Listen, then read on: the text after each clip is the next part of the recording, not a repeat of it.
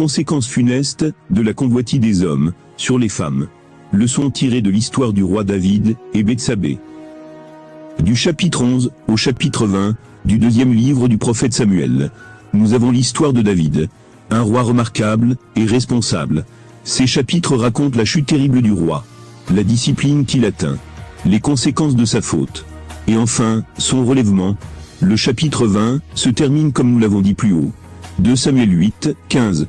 David régna sur tout Israël, faisant droit et justice à tout son peuple, par l'énoncé de l'ordre de son royaume, mais d'un ordre moins complet que le premier. En lisant le chapitre 11, le péché du prophète roi, un sentiment de profonde humiliation, emplit le cœur de tout véritable enfant de Dieu. Il y a plus de 30 siècles que ces faits se sont passés, mais 30 siècles écoulés n'empêchent pas que Dieu ait été déshonoré par un de ses serviteurs. Le péché a pu être effacé, mais l'outrage fait à Dieu subsiste. C'est la même chose pour nous, pour tout homme. Quand nous revenons courbés à Dieu, remplis d'une grande honte, débordés d'un profond regret, noyés dans les larmes de notre misère, donc remplis d'une contrition sincère, qui produit un repentir salutaire, qu'on ne regrette pas, et qu'on se convertit de tout notre cœur au Seigneur. Alors certes, Dieu efface notre péché, mais cela n'efface pas l'outrage, fait à Dieu subsiste. Voici pourquoi le prophète Jérémie dit, Jérémie 31, 19, « Car après m'être détourné, je me suis repenti. J'ai compris, et je me suis frappé la poitrine. J'étais plein de honte, et je rougissais.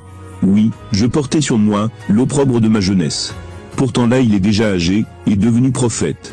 Et il y a des années qu'il avait péché, lorsqu'il était encore tout jeune.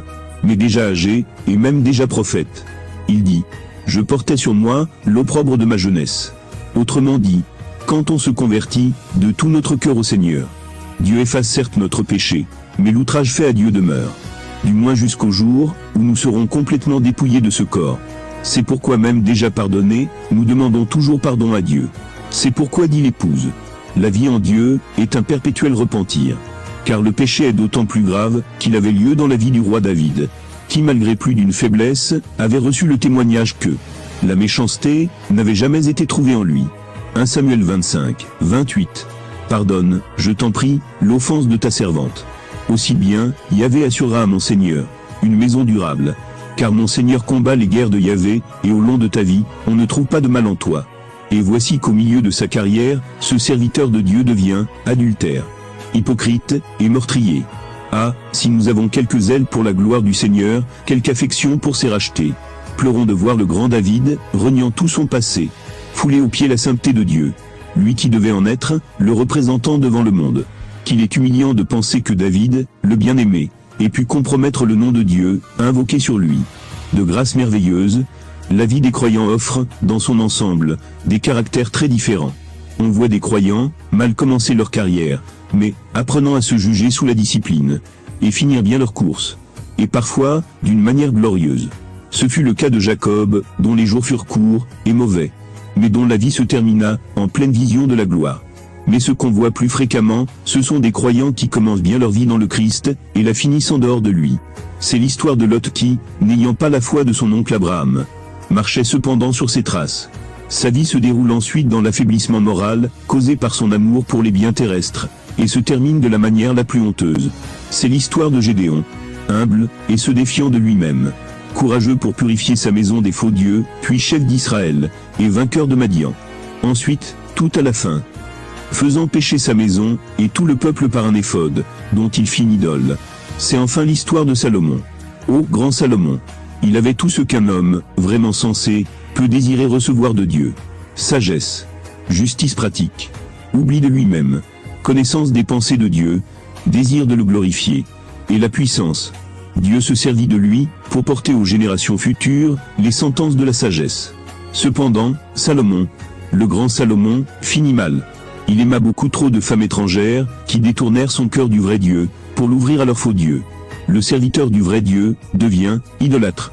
Entre ces deux chemins, nous voyons celui d'un croyant qui, du commencement à la fin, marche fidèlement, sans broncher, dans l'esprit de sainteté personnelle et de séparation totale et radicale du monde. Ce fut le cas d'Abraham, ô grand Abraham, dont la foi et la dépendance à Dieu ne se démentirent que rarement, et qui jugeait toujours sa marche quand elle avait troublé sa communion avec Dieu. Mais ce fut, avant tout, le chemin de Christ, le sentier uni, du parfait serviteur. comme nous le trouvons au psaume 16. Là, pas une seule tare.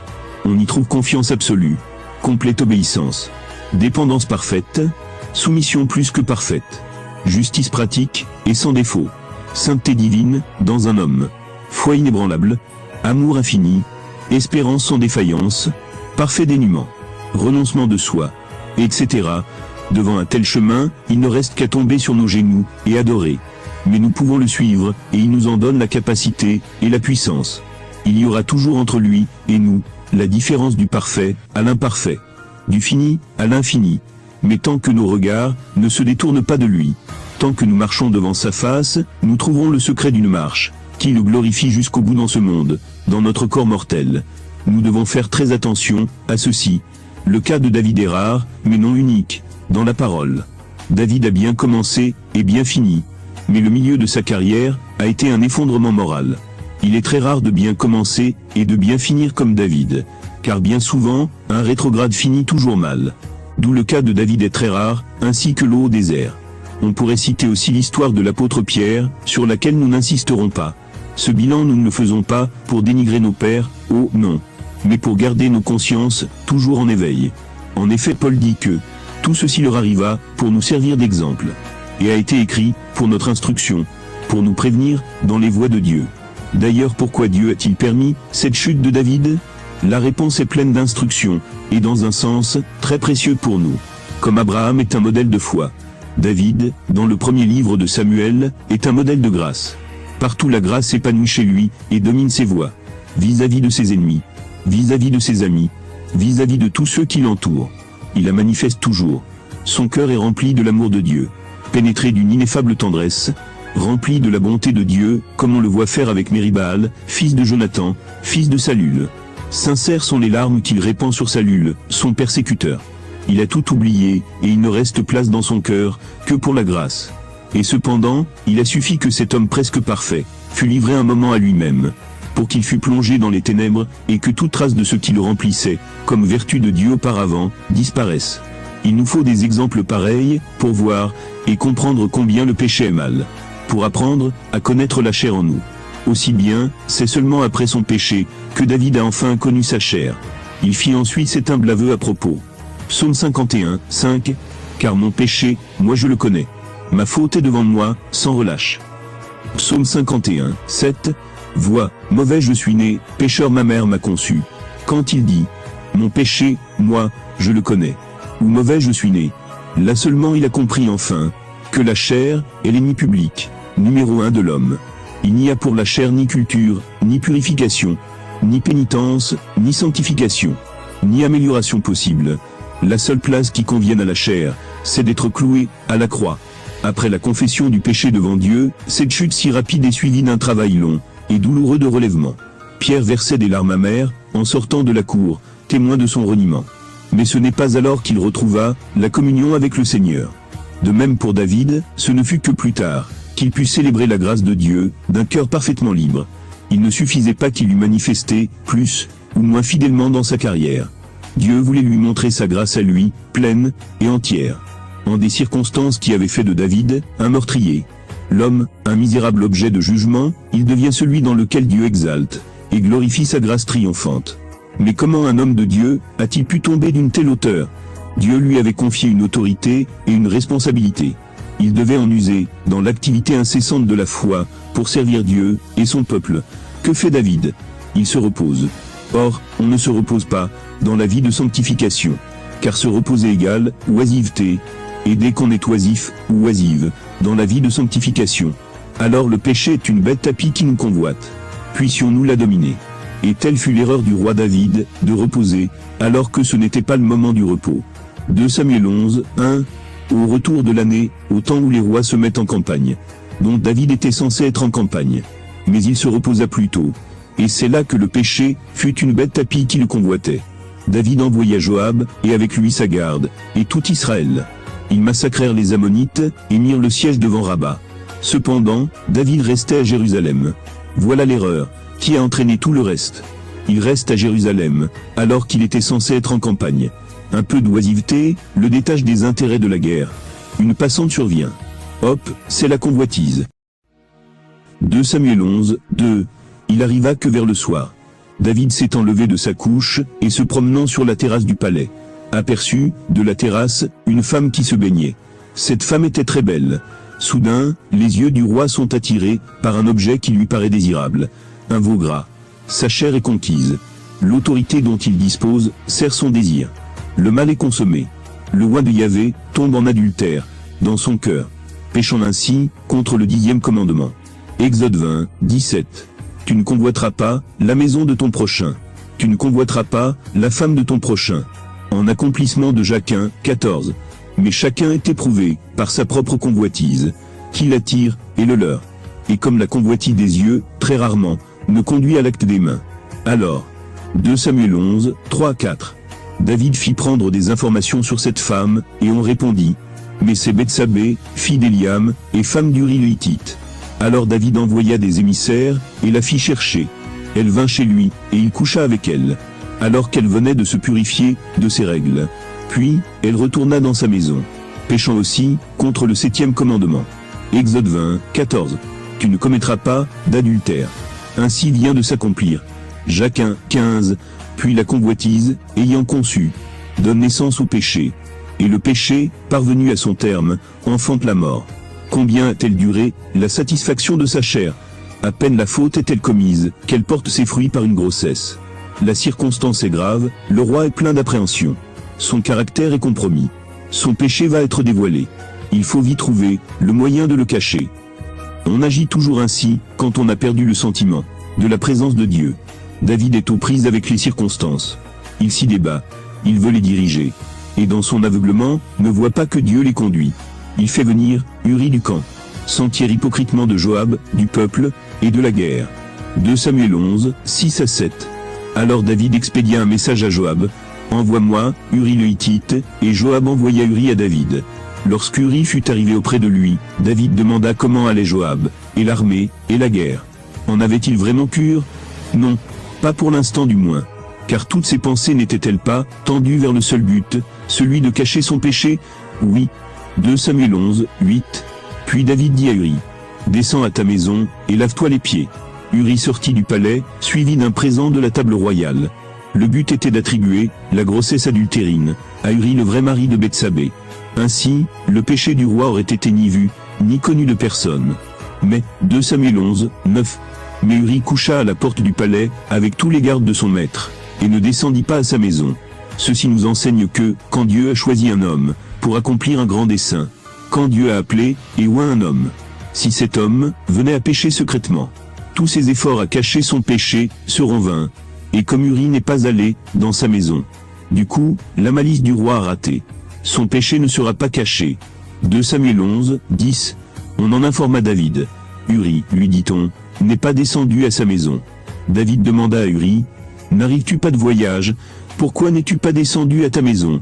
Écoutons la magnifique et pieuse réponse d'Uri. Une réponse remplie d'ardent désir, de plaire à Dieu, et de crainte de Dieu. Toutes ces vertus que le roi vient de perdre par le péché. 2 Samuel 11, 11. Uri répondit à David, « L'arche, Israël, et Juda, logent sous les huttes. Mon maître Joab, et la garde de mon seigneur, camp en rase, campagne. Et moi j'irai à ma maison, pour manger, et boire, et coucher avec ma femme. Aussi vrai que Yahvé est vivant, et que tu vis toi-même, je ne ferai pas une chose pareille. » La réponse de Uri est merveilleuse. Elle a dû constituer un grave reproche dans la conscience de David. Et quand un homme a péché, ou cache un péché, et qu'il entend un autre parler comme ça, son cœur bondit de sa place. Tout de suite, la honte, et la culpabilité, viennent loger en lui. Et souvent, il en vient même à détester secrètement cette personne, alors que ce n'est pas lui qui t'a envoyé de pécher. Le salut est personnel, et donc chacun use de son libre arbitre, à son gré. De même que chacun pêche individuellement, de même au jour des rétributions, chacun n'a à s'en prendre qu'à lui-même. L'autre il craint Dieu, et garde sa crainte de Dieu. Vaut mieux l'imiter que de le haïr, gratuitement. Alors d'où vient cette merveilleuse réponse d'Uri? Eh bien, c'était à l'école de David qu'il avait appris ce dévouement. Quand David habitait sa maison, et que Dieu l'eut débarrassé de tous les ennemis qui l'entouraient. Alors David se sentit mal, du fait que l'arche de Dieu demeurait sous une tente, alors que lui il habitait une belle demeure.